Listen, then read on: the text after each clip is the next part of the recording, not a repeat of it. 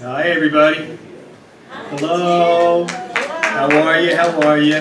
Let's see, 2, 4, 6, 8, 10, 12, 14, 15, 16, 17, 18. All right, who had that number? Bingo. No. Somebody had 20. I was the closest. Okay, all right. Well, we owe you nothing. Thank you all for being here. We've been doing this enough now that I've stopped numbering them, and you folks, when we have 10 bodies, we're happy. When we have 15, we're happy. When we have 40, we're happy. It's just, it's a pleasure to be able to share stories with all of you. And keep in mind that as they're telling their stories, and you will start thinking, oh, I have something that's similar to that, I have a story. Please, by all means, when we make it available to you again, we have workshops, we get together, we help each other out, we steer, we guide, we suggest, and you take it, you don't take it, it's entirely up to you. But it's a great process, and after a while, we start, we get to know each other better, and bring some, I think, some solid stories to you. So, you guys ready? Ready. Yeah. First, I want to thank Val Sapolsky. Val is she's an incredible individual. She's constantly going. Like Millie looks at her sometimes and says, "Slow down." And coming from Millie, that is something. She she's here every single day. We're lost without her. So thank you, Val. And yeah, go ahead.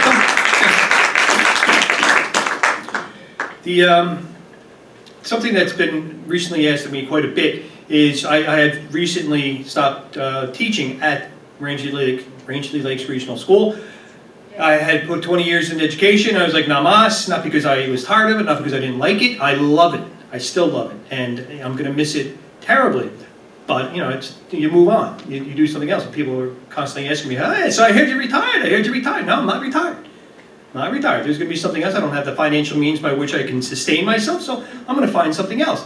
And I do have plans. I have ideas, and one of them is becoming a TikTok titan.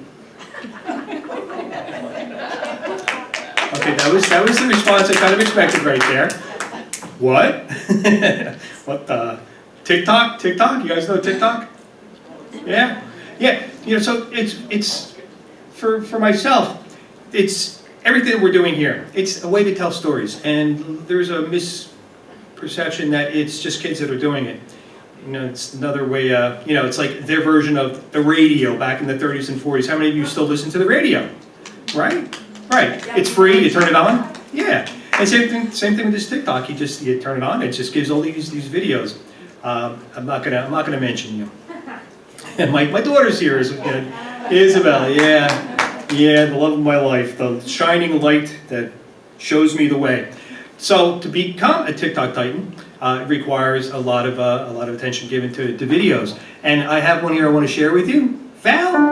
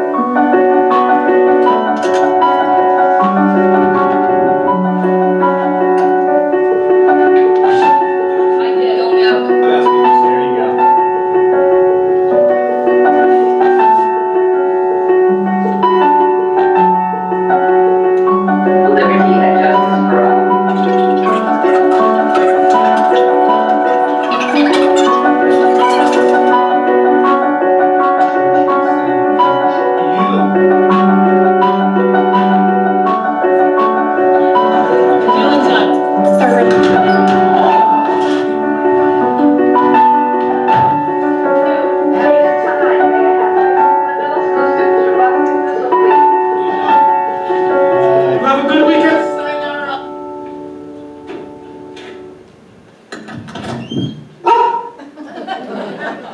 My baby. A day in the life. A day in the life. It's a story. And what I've seen on something like TikTok what it requires. It takes a lot of discipline, a certain type of vision, and same thing that these folks are going to do here for you as well. Is when they tell their stories, it takes a lot of whittling, a lot of editing, and focus, and stick-to-itness, which each one has shown. And let's get going. You guys ready? Yeah, let's go. We've got repeaters. We've got some repeaters here. And first up this evening, she was at our last, and she was fantastic. Love this woman. I'm going to bring her up. She's been living here now for 7 years, and we're really lucky to have her. It's Bunny Fazekas.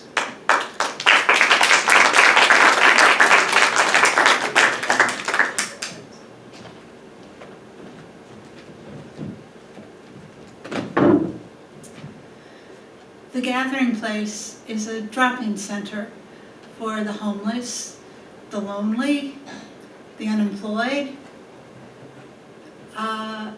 for anybody who needs a safe place to come, where they have a free cup of coffee and some kindness and respect shown them. I really think it's a wonderful place, and I'll tell you how it happened about. It was in 2010, in November. 3 men got together and held a meeting for anybody interested in the homeless problem. Ed was from the Congregational Church Outreach. George was a retired Presbyterian minister, and Chick was studying to be a deacon in the Episcopal Church. So I went to the meeting because I wanted to know a little bit about what people thought they should be doing. And they said that they wanted to do a drop-in center because the Tedford shelter, which was the overnight shelter, kicked them out at 8:30, the homeless people at 8:30, and wouldn't let them back in until 3:30. So they had to have a place to go, which ended up being Main Street in front of all the businesses, and the businesses were not happy with the loitering and thought they were scaring away some of the customers. So the drop-in center seemed like a good idea. In January, they had a meeting for volunteers, whoever wanted to help with this project and help staff it. There were 45 people interested. So on February 7th, 2011, the Gathering Place opened, and there were 6 people who came in. The next week there were 20. Word of mouth got out, and a few months later there were 100 visitors every day. There really was a need. The Seventh-day Adventists let us have their building because they only used it on Wednesdays for their clothing bank, so that's where we held it to begin with. And the deal was we had to move 32 racks of clothing into the back and bring it back out again Wednesday morning in time for them to have the clothing bank open. It's very much like Good Shepherd's thrift shop.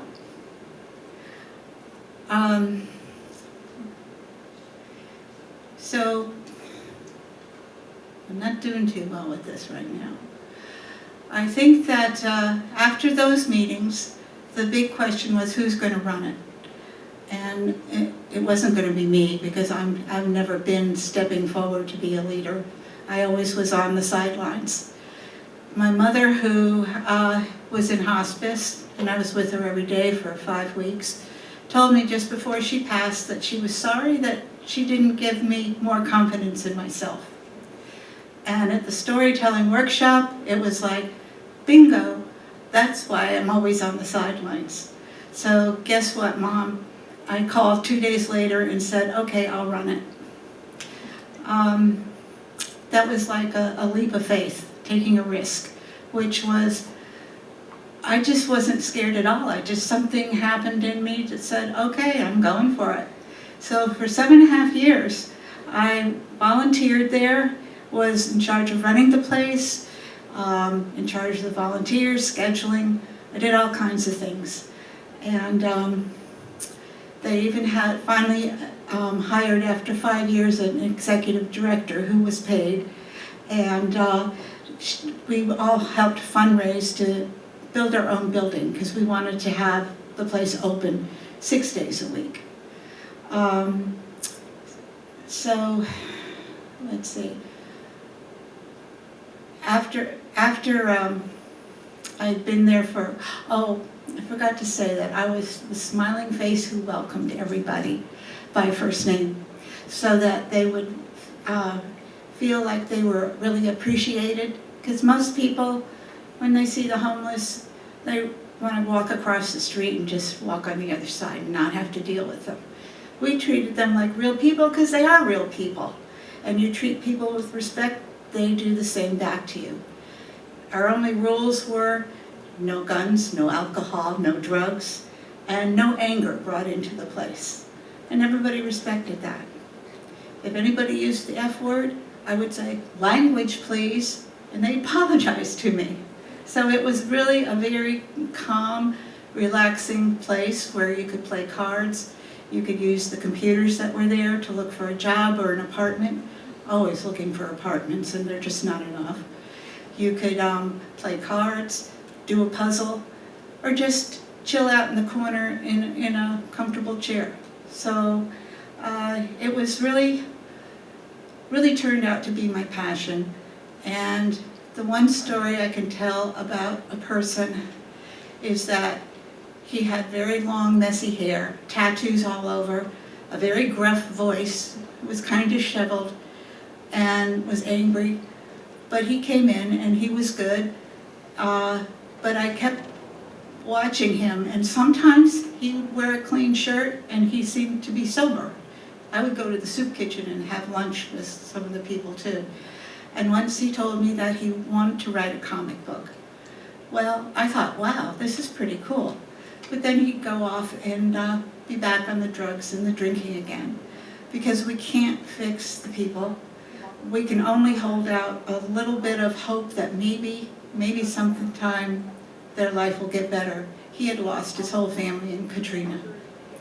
So there's all kinds of reasons. But when I moved to Rangeley 2015, I still went down 2 days a week to find my replacement, who ended up being paid, to write the manuals for training volunteers and write the history. And then after 6 months of that, I did stay home except for board meetings, because this was my passion, to keep this place being successful. And after 2 years on the board, I retired from that too. I had just felt burnt out because I gave my whole self. And I am so happy that I learned that I can be a leader, that I can do some good, and that I think, you know, we need more places like the Gathering Place, and we need all of you to take a risk, take that leap of faith. We can do it all by ourselves, but we can also do it as a group. Thank you.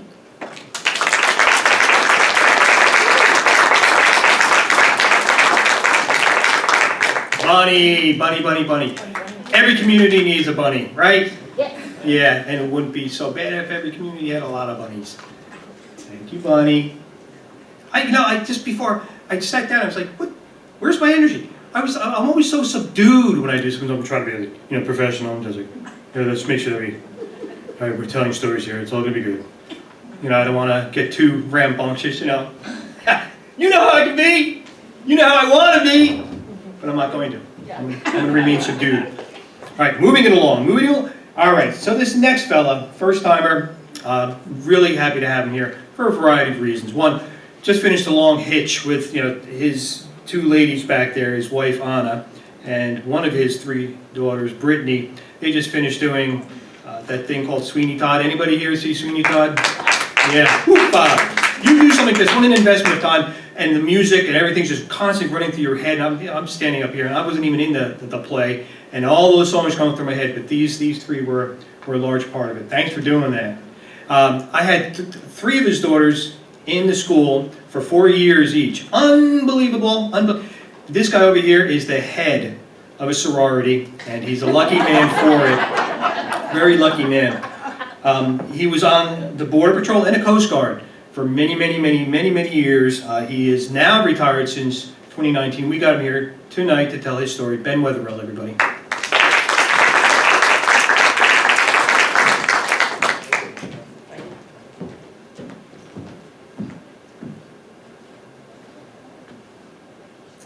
So, what did you want to be when you were a kid? I grew up in Arizona, and I was a child of pioneers. And I wanted to be a cowboy. Now, my dad had grown up on horses, and I lived in a city and never had the opportunity. And so perhaps that desire was still there when after college I applied for and joined the United States Border Patrol. Or perhaps I just didn't want to be stuck in an office and I wanted to be out in the wilderness where I could see things. So most people don't know just how much territory the United States Border Patrol actually patrols. Between the northern borders up here and the southern borders down with Mexico and the coastal borders, we patrol 8,000 square miles. And most of that territory is not accessible by vehicles. In 1924, when the Border Patrol was formed, applicants were informed that they should supply their own horse. And we still ride horses on patrol in many parts of the United States today. So, in 1997, I had just moved to California, Southern California, San Diego County, and I was assigned to the El Cajon Border Patrol Station in El Cajon, California. And I received a memo one day in my email, said, "We're looking for volunteers for the San Diego Sector Horse Patrol." And I got really excited. I think I filled out my application that day and I sent it right back at him. Within a couple of days, I heard back, said, "Hey, come on down and interview with us. We want to find out who you are." So I went down, and just like a job interview anywhere, we had panel people, all horse patrol agents, and they had some questions for me. "Have you ever ridden a horse before?" "Yeah, a couple, recreationally." "Why do you want to do this?" "Well, I want to challenge myself. I want to see if I have what my dad had. Can I actually ride a horse? Is this something I want to do?" They liked that answer. We went out. They gave me a quick riding test, which didn't consist of much. I just rode around the corral. Had to kick the horse up to a trot. I think I was about as fast as they let me go, just to see what I could do. They said, "We'll call you if we select you." So a week or so later, I hear that, "Yes, you've been selected. Please come on down. Make sure that you've purchased some cowboy boots, and you got a pair of Wrangler jeans, and a good hat, because it's sunny when we're doing training." And I discovered, one of the first things I discovered is that Levi jeans are really cool to look at. They're not good for riding horses. You will eat up the inside of your legs if you spend more than about 8 hours on a horse in a pair of Levi jeans. So I showed up for training. Training was 2 weeks of constant riding in both the corral and in the Tijuana River Valley, which sits just south of the horse barns, just north of Tijuana, Baja California. And we started out on our horses bareback. What most people don't understand, riding a horse really doesn't have a whole lot to do with your hands. It's all about the legs. You got to squeeze the horse and hold on to the horse with your legs. You use your legs to tell the horse to go right, tell the horse to go left. If you want the horse to go faster, you dig in your heels and the horse picks up speed and starts moving faster. You give them a double click, they'll speed right on up to a gallop, which if you're not ready for that, is not what you want to do. So we started out doing that. When we got pretty proficient at that, they gave us saddles and reins, and we learned how to pull on the reins and how to stop our horses, which is kind of important. And then towards the end of that 2 weeks, they finally decided, we'd been riding on a bunch of different horses. We had everything from Morgans to quarter horses to you name it. And I got assigned this tan, reddish quarter horse with a white nose named Annie. Now Annie had been trained as a cutting horse, which means she had been taught to herd cattle, and specifically to be able to cut cattle out of a herd so that you could move them to wherever you wanted them to go, right? So very good at herding things. And a horse doesn't care whether it's herding people, herding goats, herding cattle, doesn't make any difference to the horse. So Annie was, like any quarter horse, very intelligent, very smart, very fast, very quick. And I discovered very quickly how smart and how quick she was. I found myself sitting on my backside in the dirt on more than a few occasions that second week, wondering, okay, what happened? Why am I not sitting in the saddle? Why am I in the dirt? And I'll tell you what, that whomp, when you hit the dirt and knock all the wind out of you, that is an incentive to learn faster. So we get to the end of that 2 weeks, and they move us out to East County, San Diego. You can see what that looks like. It's a lot of terrain. And I got to learn a little bit more about this horse that I had been selected to ride. Now, Annie has some peculiarities, to say the least. She likes to race. She always liked to race. And sometimes this was a good thing. You know, in the right moment. One dark night, we were patrolling in this one particular valley, and we got a report of bodies coming over the fence just to the south of us. And we shot on down this dirt road in the dark at a full gallop. We're thundering down this road. Now understand, horses don't have headlights. But they can see better than you can see in the dark. So we are galloping at a full gallop in the dark, and my horse does this dodge to the right. And I hear the two horses behind me, the two riders behind me, all of a sudden shift to either side of the road. And there is that unmistakable stench of a skunk. My buddies behind me reeked. Because my horse liked to race and she was in front, I barely got hit. So there's the good point. The other things I learned about Annie were that Annie didn't particularly like to be ridden. This was not something she necessarily liked. She would much rather be back at the barn, eating or hanging out, rather than being ridden by me. And she had come up with this maneuver. So we would be going along, and just about the point she sensed that either I wasn't paying attention or that I was unbalanced just a little bit, she would juke right or she would juke left, and then she would cut back the other direction, cutting horse, remember, as fast as she could cut. And the object of this was to see if she could leave me sitting in the dirt someplace and head home. Now, I was pretty wise to this. I had already experienced this in training, right? So most of the time, I did not end up losing my seat on this horse. And I kind of got cocky about that, I think. I thought I had this under control. What I didn't understand was that she was learning. And she had a mind of her own. And all of this would come to a head one night on a dark road in a lonely place. So that day started out like any other. You know, we'd come to work. I was on swing shift. We worked from 4 till almost 2 in the morning. And you'd get in there and you'd pull your horse out. And you'd brush her down. And then you'd check her feet. You had to make sure that she hadn't gotten injured the day before when we were riding. And every so often she'd get sore legs. And you'd have to wrap her up and maybe ride somebody else for that day. On this particular day, she was fine. Checked her hooves, no rocks.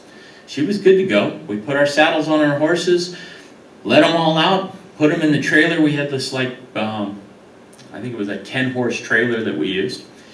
And then we transported him. On this particular night, we were going 10 miles to the east to a place called Tecate Port of Entry, which is about 20 miles east of Tijuana and the Tijuana Port of Entry. It's in the mountains near a mountain peak called Tecate. Anybody heard of Tecate beer? My wife up here. But yes, that's where they make the beer. So we got there and we unloaded our horses and we went back into east of the port of entry down one of these dirt roads. We were probably a mile and a half from the border. And we were settling in. We were sitting at a crossroads, and it became apparent that it was going to be a very dark night, no moon. And we're waiting, and all of a sudden we hear the report.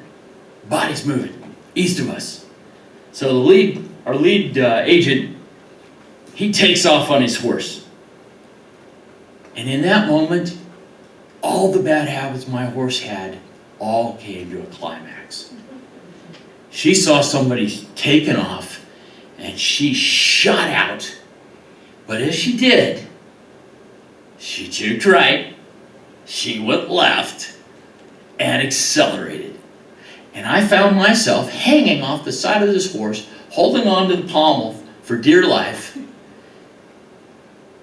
And you've heard of fish or cut bait, right? Well, in this moment, it was get back in the saddle, or I'm going to get hurt. This is not going to be a good moment. And none of us want to admit our limitations, right? And I realized in this moment that I was not Roy Rogers. I was not getting back in the saddle tonight. My skills were not up to it. And in that moment, I decided to eject. And I found myself bouncing head over heels down the road as my horse accelerated into the dark. One of my friends would tell me that, Ben, you look just like a Ninja Turtle. You were just spinning. And I came to a bouncing halt against this berm on the side of the road. And one of my buddies comes running out of the darkness. It's like, dude, don't get up. Stay down. We got to make sure you're not injured. And I'm thinking to myself, I don't think I'm injured. I feel okay. Now, perhaps that was because I was wearing my bulletproof vest that night, which I would later find out was called a ballistics vest for a reason. It stops more than bullets, apparently. In this case, it kept me from beating myself up too badly when I hit the road. So, what happened after I found myself sitting in the dirt? For the next few hours, I found myself in an emergency room, making sure that I had only damaged my pride. My buddy spent the next few hours chasing my horse down the highway as she had continued for home, as she always wanted to do. And home, like I said, was 10 miles away, right? And in the next few weeks, I would spend 2 of my weeks back in training again, because my bosses wanted to make sure that I was ready to get back in the saddle. And I found out that on any other horse, I was a wonderful rider. And Annie was just as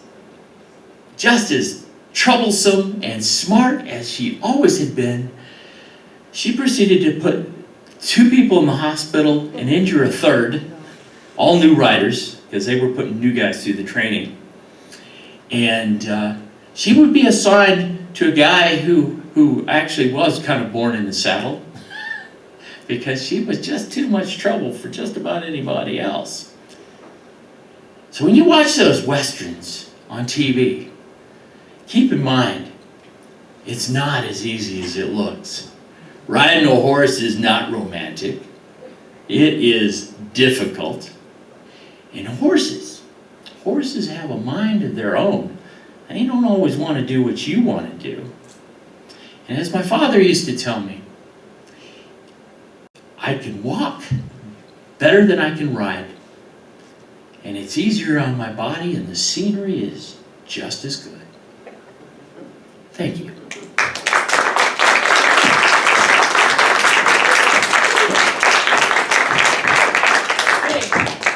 I'm a far guy. No, I think I'm the middle ages there.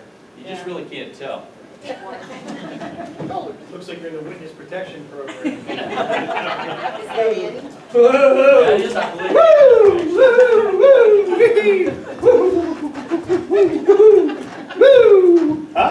Huh? That's my technique. Yeah. I actually was a professional rider. I did competitive riding. Do you believe me? Well, it's true. It's true. Every time I wanted to go, I just asked my mommy to put a quarter in again. Woo! Bucked me off every time. Every single time. Okay. All right, so we've got 6 altogether here at the kitchen table. I don't know why we call it the kitchen table. It should be the cafeteria table. As you can see, it's not really a kitchen table. Up next, I love you. Laura, you're amazing. We get to have her for 4 months out of every year.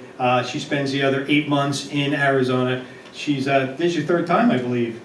Yeah, 3-timer. If you would, please put your hands together for Laura Sadler.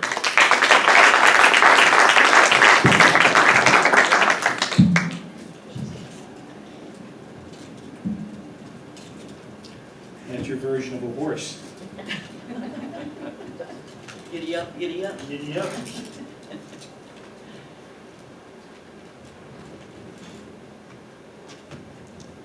Can you hear me? Yes. Well, in 1985, I was diagnosed with multiple sclerosis. And in 1993, I pretty much lost the use of my right leg. And you need to know that to understand the details of this story. Before my husband and I moved to Arizona for 8 months and Rangeley for 4, when we retired, we lived in Cincinnati, another northern suburb of Cincinnati. And George worked 50 miles south in northern Kentucky, and I worked 45 miles north in Dayton, Ohio. So we went like this every day. We got Christmas cards from Shell Oil. But we would spend lots of time in our family room, George and his lazy boy and me on the couch. And George would kind of hold court from his lazy boy. Whatever he was doing, things need to be right within his grasp. And he worked for human resources for the Mazak Corporation down in Kentucky.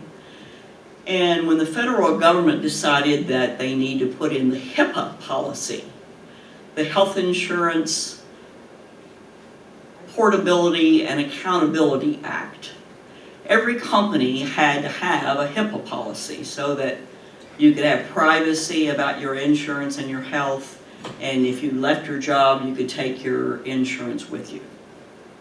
So he's sitting in the lazy boy this one evening, and he's got all these documents all over the place, and he's got a yellow legal pad trying to write this thing. I'm over on the couch looking at him, and I said, you know what, I'd feel sorry for you, except that what you're doing right now, I do every week trying to do lesson plans. I had 4th, 5th, and 6th graders all in one classroom. I had a Montessori curriculum and a Dayton Public Schools curriculum. Had to coordinate all of that every week. And it was up to the teacher to figure out how to match up those curriculums in all those grade levels.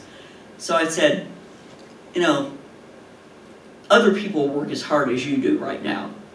But he realized that he was missing a document that he needed to pick up from the federal building in downtown Cincinnati.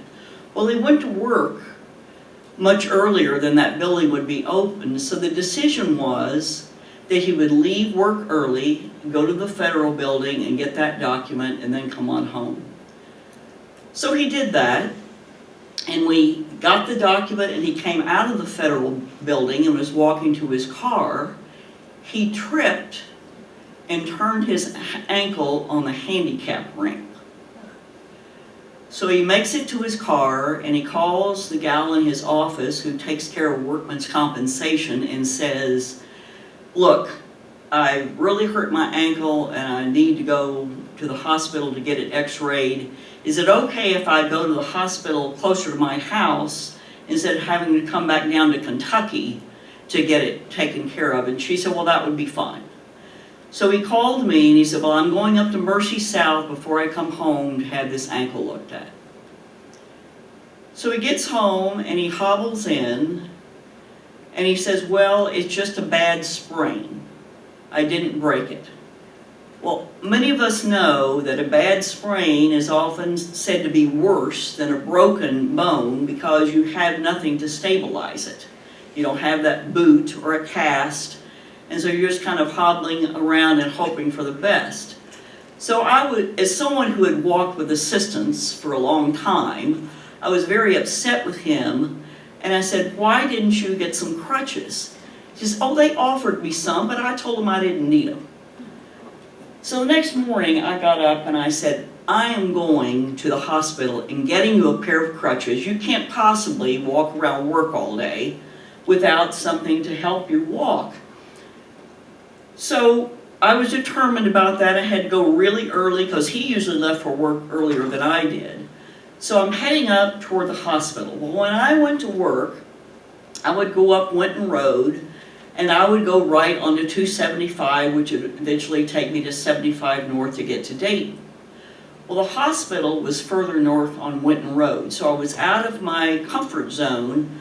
Like my habit was to turn right on 275, but I'm going to go straight. So as I go straight, I run a red light, and the car turning left in front of me, I T-bone. Well, obviously, since my right foot doesn't work, I'm driving with my left foot. So as I see I'm going to hit that car, I slammed on the brake. Pretty big impact. So I call 911. Then I call George to tell him I won't be bringing him any crutches. Meet me at the hospital. So he comes to the hospital. I'm in the examining room. They take me down to x-ray my foot to see if it's broken. I come back to the examination room and sitting there looking at George while we wait for the results of the x-ray.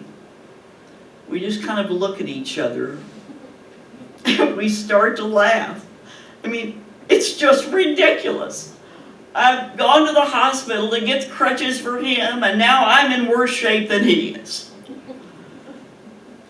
So then the nurse comes in and says, "You do have a broken ankle. We're going to stabilize it as best we can for you, but you'll need to see an orthopedic surgeon or an orthopedist at least, in the next coming days to have that taken care of." So he brings me some crutches. So I take them, and I stand up, and I put the crutches under my armpits, and my hands on those little support handles, and I get off of the bed that I'm lying on, and I kind of stand up there, and I said, "Now how do I do this?" He says, "Well, you just lift up your left leg, so you're not walking on that, and move with your right leg." And I said, "I'm telling it to move, it's not listening to me. You want to talk to it for a minute?" Well, he couldn't get it to work either. And as Tim said in the workshop, I didn't have a leg to stand on.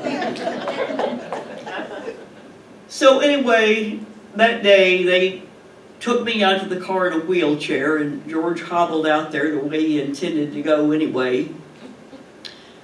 And we got home, and we called family members. I called my insurance company, and they ended up getting me a hover-round, which served me well in my later years of teaching. I got to teach a lot longer with that hover-round chair than I would have otherwise. And we called my mother, who was 85, who drove up from Louisville to take care of us for a while. My stepson put in a ramp on the front porch so I could get that hover-round in and out of the house. I missed the entire end of the school year. George hobbled back to work without crutches. And I guess he did okay. I was just trying to be in control. But the reality is, life is full of ups and downs and trials and tribulations, you'll get along a lot better with a good sense of humor. Thank you.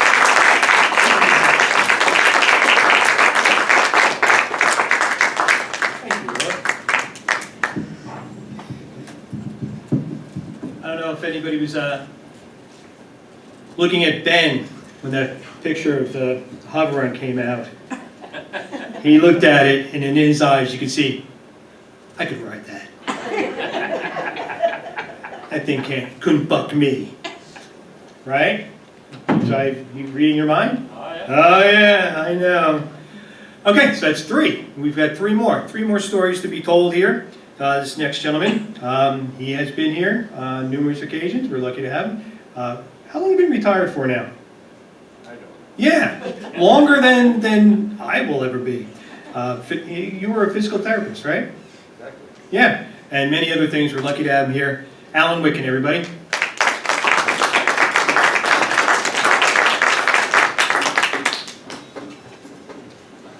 Well, interestingly, there's a little similarity to Laura's story and mine, but mine takes on a different tack. We're going back 60 years to when I was 16. Do the math. I should be retired, and I am.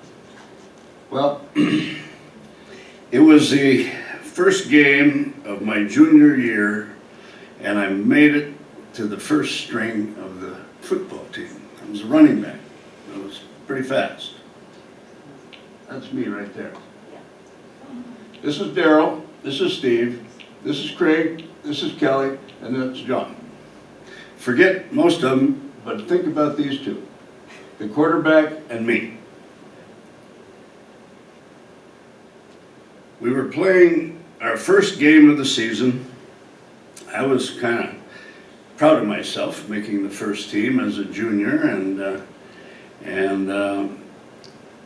I didn't even know what the score was, but the last play of the first half, it was a timeout or something. We had like 10 seconds left. John, the quarterback, in the huddle says, Wicken, you just go to beat hell towards the goalpost and I'll get the ball to you. I could run in a straight line pretty good. I was on the track team the year before. And so the play started. I'm tearing down the field, and about where I thought he would be hitting me with that football, I turned, and it was clear that the ball was about 5-10 yards short of me. I just ran too darn fast. Or he didn't throw it far enough, or a combination of the 2. Well, at about that time that I pivoted around to chase after the guy that intercepted the football that didn't get to me, I had all of my weight on my left leg, and this is all true, by the way. It's going to start sounding like I'm making it up. But one of the largest high school football players in Minnesota, I didn't mention that I was in central Minnesota, he blocked me right when I had all my weight on this leg, hit me right there, and both the bones, the tibia and fibula, snapped like tree branches. And I looked down as I was kind of falling, and I noticed that about 1.5 inches of the tibia was sticking out. And there was a lot of blood already. And I thought to myself, well, this can't be good. And so, remember, it's the last play of the first half. The band was starting to form in the end zone, and they were going to start marching across the field, but somebody said, wait a minute, number 24 is laying on the field.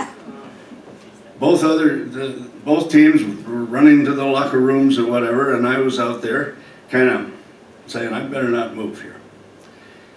And so, a bunch of people ran out and said, holy cow, look at that. And what are we going to do? Well, sports medicine in 1962 in central Minnesota had a lot to be desired. And they did have a stretcher they managed to get me onto that stretcher and carry me off to the sidelines. And I remember the coaches I'm looking up, laying on my back. Everybody's looking down, scratching their heads and saying, what the hell should we do now? And then they left it up to me. They said, well, we're here in Benson, Minnesota, home of the Benson Braves, one of our rivals. And he said, you want to go to the local hospital here, or do you want to go back home to Alexandria, 50 miles away, on paved, but, secondary roads with lots of turns and so on? And I said, well, I don't want to be marooned in Benson, Minnesota for very long. Could you take me back to Alexandria? One of the coaches drove to the game in a station wagon for some reason. And remember, station wagons back in the early 60s were pretty long. And it was long enough for me to lay in that stretcher in the back of the station wagon. And he took off with me back home to Alexandria. They did do a little bit of sports medicine. Before we took off, they splinted my leg with the clipboards of two of the coaches. And they taped them together with athletic tape, the big wide white stuff.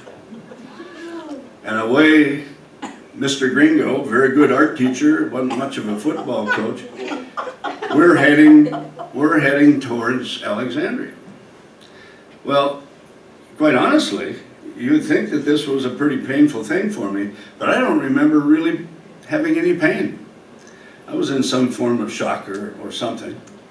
But what I do remember of that 50-mile ride on all these secondary roads with curbs and stop signs and so on, is with every movement of the car, I felt those bones rattling together. Okay. That was kind of disconcerting. The next thing I really remember about that ride and the end of it at the hospital was as they were laying me on a stretcher or a table in the emergency room, I remember here distinctly, I still remember this, one of the nurses there saying to another one, gee, I always wondered what they wore underneath these uniforms. Because they were cutting my, the pants off. And those very pants, I guess. This picture was taken before the season started. I was still on the team. And they said, she said, geez, I was wondering what was under there. Well, they got me all ready to go to the room that I was going to be in, but they had to put that leg in traction. Remember, both of those bones were broken, just snapped right off. And the calf muscle, the gastrocnemius, the big one here in the calf, went into spasm, and those bones were starting to overlap. It was just tightening up, so they had to put me in traction. They had a weight over the end of the bed with a little pulley wheel, and that's where I stayed in that bed, not moving, because they were in traction and they were waiting for that muscle to stretch out enough so that they could set the bones and cast me. And that took about 6 days. Back when you could be in a hospital for an extended period of time and not get shipped home the next day.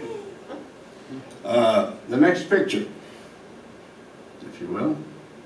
That's me in the hospital room. Now these pictures are from the high school yearbooks of my junior and senior year. And this picture was taken by one of the 12 or 14 friends and teammates that were crammed into my room one evening, totally against hospital rules, but they let it go, I guess. And so there I was. I wasn't the recipient of a touchdown at the end of the first half. I thought perhaps my hero days were going to get started. But I was sort of a hero in high school. I'm hobbling around on crutches, wooden ones, back in the day, and for about 3 months with a long leg cast from the ball of my foot up top of the thigh. But before I could really hobble around with crutches or learn to move around, I had been laying in bed for 5-6 days, not doing much of anything other than pulling myself up with the trapeze apparatus over the bed. And before they would discharge me, they wanted to make sure that I knew how to move around. This really nice young man named Jerry Aasen, A-A-S-E-N, it's a very Norwegian name. Where I grew up, it's all Norwegians and Swedes and Germans. And so Jerry comes in, he introduces himself. He said, "I'm a physical therapist." So I had no idea what a physical therapist was. We weren't a household term back in the day. And so he helps me sit up. I almost fainted because I'd been, even though I was in good shape and everything, I had trouble with controlling where the blood flow should have been in the brain, and it wasn't. And about passed out, but he worked with me with a lot of patience. He got me going, moving around on those crutches, got me going up and down stairs, so my mobility was coming back and I was safe hobbling around. And so I was kind of a hero in the high school all that fall, even though I only played a half of a game. I think looking back, that broken bone led to kind of a hero role for many, many years as I worked with all those very challenging patient populations along with my wonderful staff. And so a little connection from a broken leg to a career. And I certainly thank Jerry Aasen and Bob Ulrich for talking with me and being good friends and all of that. It stuck. And so that's kind of a history of my career from A to Z. That's all. Thank you.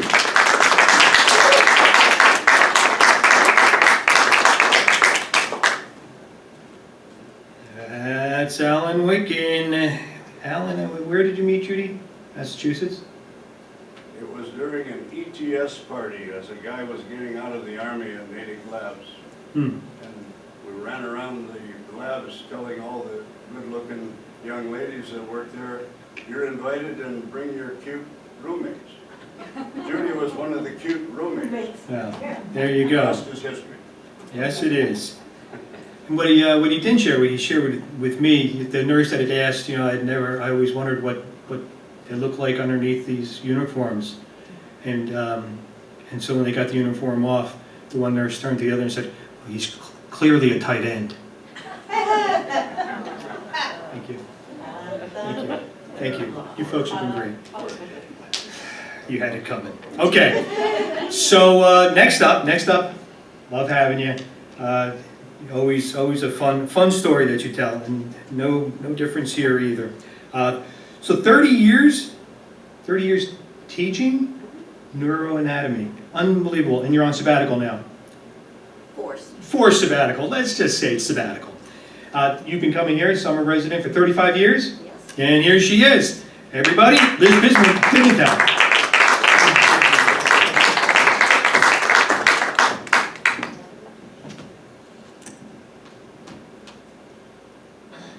There it is. Can everybody hear me? Yes. Yep, okay. So this is a picture of what we in my family call the Vanzetti knife. And it means a lot to my family. This knife originally belonged to Bartolomeo Vanzetti, who was a fish peddler in Plymouth, Massachusetts in the 1910s and early 1920s. Now, can I have the next picture, please? Okay. This is a picture of Vanzetti on the left. He's the one sporting the big mustache. And then Sacco is on the right. Does anybody know the story of Sacco and Vanzetti? Yes. A few people. Okay, good. So Nicola Sacco was a shoemaker, and he and Vanzetti were arrested for committing the murder of a guard and a paymaster during an armed robbery of a shoe factory in South Braintree, Massachusetts in 1920. Now this was during a time when Italian immigrants weren't looked upon very favorably by people in the, people established in the United States. There was a lot of anti-immigrant and anti-foreign sentiment. This was right after World War I, so foreigners were looked at with suspect, and there were a lot coming in from Southern Europe and Eastern Europe. So there was a lot of anti-foreign sentiment going on. And, of course, this was reflected in their trial. Now then, there was also a lot of strikes and terrorist attacks that were going on as well around that time. And so this was blamed also on the communists, the radicals, the foreigners. So there was all this, these prejudices and biases floating around. So in 1921, they went to trial, and the evidence against them was contradictory and unreliable. And the evidence that was strong was that the judge, the jury, and the prosecution all had this anti-immigrant, anti-Italian bias. So they were convicted of first-degree murder, and they spent 6 years going through appeals, and after the 6 years of appeals, they lost, and they were sentenced to die by electrocution, electric chair. Now, when this verdict came out, there were mass demonstrations and protests across the world, not just in the United States. And people of, in academia, writers, artists, came to their defense and wanted a retrial or clemency, including H.G. Wells and the future Supreme Court Justice Felix Frankfurter. Even Albert Einstein signed a petition asking that they not be executed, but it was to no avail. They were electrocuted on August of 1927. Okay, getting back to the story of the knife. Vanzetti used to sell fish door to door with his pushcart in North Plymouth, Massachusetts. One of his favorite customers was my Italian immigrant grandmother, my Nonna, and he would save the best cuts of fish for her, and she would let him come onto the porch and rest in the shade of the porch and bring him a big glass of cold water and sit with him while he rested for a few minutes. And he got to know the family, my Nonna's many children, and family lore has it that my mother, who was an infant at the time, would sit on his lap and he would bounce her on his lap. So they, in gratitude for my grandmother, my Nonna, he gave that knife that you saw before. He gifted her that knife to cut fish with. So on the day of his execution, my Nonna was filleting a fish in the kitchen, and with that knife that he had given her, and the knife slipped and she cut her hand on it. And she came out to the porch on that warm August afternoon where the family was sitting in the shade, and she was shaking the knife, and she said in her Italian dialect, "Mio Dio, cal curtel che algana maledizione," which means, "My God, this knife has a hex on it." So that story has been passed down through the generations, and so has the knife. It's went from my Nonna to my mother, and now my older sister Georgie has it. But the fact that Vanzetti was so, so close to our family, intrigued me. I was very intrigued with his story and the story of their case. And as a teenager, in high school, and as a young adult, I kind of became obsessed with it. So when I was in high school, I wrote a report on Sacco and Vanzetti on their trial, and I guess my passion must have come through because I actually won an award for it. And while I was preparing that report in 1966, I received my acceptance to New York University. So, and I was also told that I should come in for an interview for a special program there. So I took the bus from New Bedford, Massachusetts to New York City by myself, and I carried my book that I was reading on the case and brought it to my interview. When I walked into the professor's office, this very leftist New York professor started asking me questions about the Vietnam War and my opinion about the US involvement in the Vietnam War. And I was not good at doing this analysis at all. And I really felt that I did a dismal job and that this was going to ruin my chances for ever getting into this program. But fortunately, to my relief, mercifully, the professor changed the subject. And he asked me to talk about the book that I was carrying. Well, that was something that I could talk about. And so I talked about the anti-immigrant bias and the anti-anarchist bias. Oh, did I mention that? That the Sacco and Vanzetti were also anarchists. And they believed that mankind, people were basically good. And that they didn't need a government to govern them. So that was their idea of being an anarchist. But that ideology didn't go over well, and it was used by the prosecution to sway the jury against them. So anyway, so I talked about all that to this professor, and the knife, mention that. I did get into that program. So while I was studying at NYU, I went to an off-Broadway show it was a musical, and it was called Sacco Vanzetti. And they dealt with it in a very sensitive and honest way. When I got back to my campus, I was telling my friends about it. Now this was during a time before musicals really dealt with dark subjects. Okay, so it was unusual to have a musical about this murder trial. And so my friends kind of mocked it, they teased me. And they kind of said, they made up a little verse and they did it in a little sing-songy way. They said, I'm Sacco, I'm Vanzetti, I eat pasta, he eats spaghetti. So, you couldn't get that it was a serious subject, And, but it seems funny, but I was very upset and angry. How could they ridicule this very serious matter?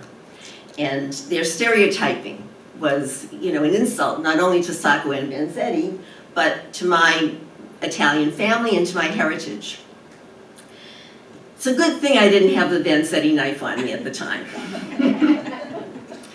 But I decided the pen is mightier than the sword, or in this case, the typewriter was mightier than the knife.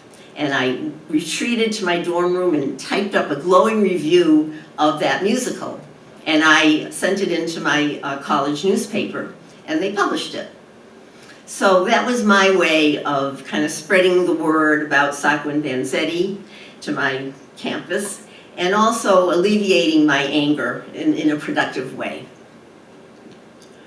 So now in 1966, I was in physical therapy school in Colorado when Governor Dukakis of Massachusetts declared August 23rd, 1966 to be Sacco and Vanzetti Memorial Day. And he said that their trial was permeated by by anti-immigrant bias and by hostility towards people with unorthodox personal or political views. And he said that any shame that was associated with their names or any stigma should be wiped away from their names. So even though I was far away from the actual location of that case, I was out in Colorado, and I was away from the actual proclamation, I still got a sense of satisfaction that I'd long awaited. Now, when even now, to this day, this case is still controversial, okay? And I think it's because it brings up issues that people are troubled by still. Unequal prejudice, unequal treatment under the law against people of certain backgrounds or minorities. Bias against foreigners, hostility towards foreigners. Okay, these kinds of issues are still plague us. Lack of civil liberties to people who have unorthodox personal views. So, this story kind of still stays with us as a society. But whenever I have a debate with someone about the use of execution for crime, okay, the death penalty, I always bring this case up because to show that it's not, it's to argue against them. And even here I am now, I'm still obsessed by it, and here I am now telling it to you, sharing it with all of you. So my sister, when my mother died, my sister said she wanted that knife. And because she's the elder sister, and because she's a historian to boot, I felt she deserved it. So my sister may have the knife, but I have the story. Thank you.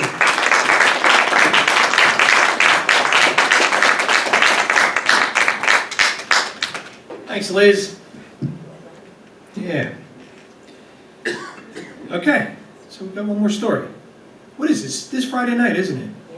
You party animals. You party animals. Crazy. I've been looking forward to this. This young lady, she was at our last kitchen table, and she's here with us again. Massage therapist extraordinaire, Tina Falasco.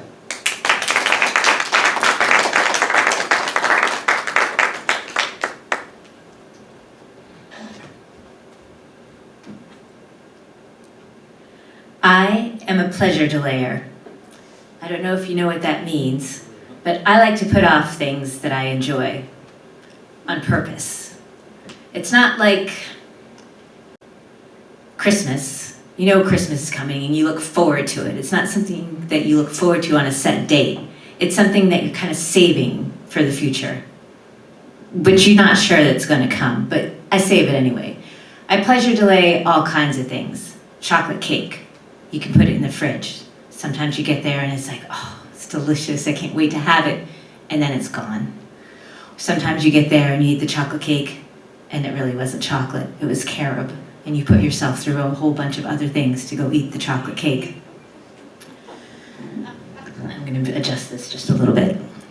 So, it can be a great motivator. You can get through, I can get through a lot of things knowing that I've got something to look forward to, that I'm in control of. I know that it's there. I can put it there for as long as I want to and get you through the rough days. Or the really good days. It's going to get better because you have pleasure waiting somewhere. When I was at the farmhouse, I had a vacuum cleaner. And it was a Kirby vacuum cleaner, and I loved using it. I had waited to get this vacuum cleaner. Even though the days were long and hard, I had 8 kitchens and 13 bathrooms and plenty of carpets to clean. I got to use my new Kirby vacuum cleaner. It had the attachments to clean the carpets. You could spray paint with it, everything. It was fun. It was just like, at the farmhouse was fun at first. And then things kind of get in your way. Your day gets a little bit more crowded and you're running around and everything. But this vacuum cleaner had a drive on it, a drive pedal, and a neutral. And then just the regular one. So the drive made it a lot easier to use. That was my pleasure delay on that. I would vacuum 3 floors of carpets, and I would keep it in neutral because I'd like to make it just a little bit harder. I figured I was getting stronger. And then when the days got really rough and I was going up the stairs like this, because I had been working, I was like, oh, today I'm gonna put it in drive. And it was so satisfying because it made everything a lot easier. I pleasure delay on M&Ms. I pleasure delay on getting into a nice made-up bed. I pleasure delay on mowing my lawn, but you can't wait too long because then it becomes work because the grass has gotten too high. Sometimes you pleasure delay for the wrong things and you don't get a chance to go back and enjoy them, like saying I love you to someone and not being able to see them again. Sometimes you pleasure too much, like finishing your house, and it becomes a prison.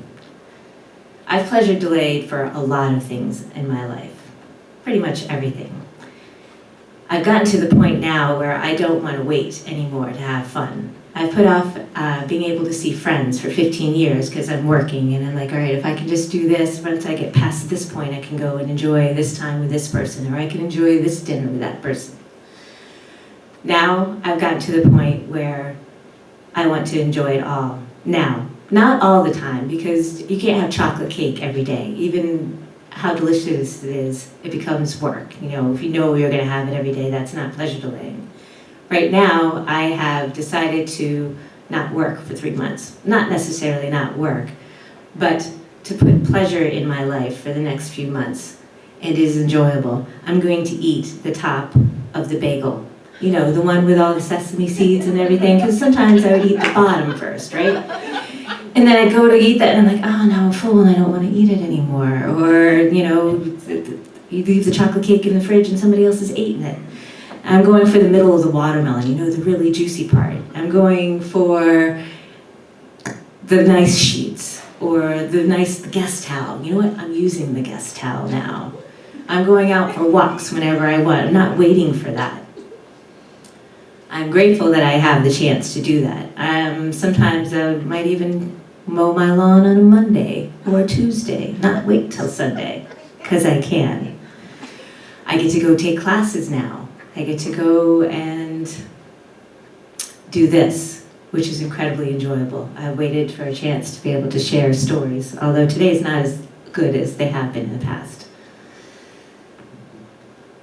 How am I going to end this, Mr. Straub? This is the part of the story I always get. I think I'm going to have this really great ending and no, it just comes to the end and say, oh, I'm not going to pleasure delay anymore. I'm not delaying pleasure. I'm having my pleasure now. And thank you for listening.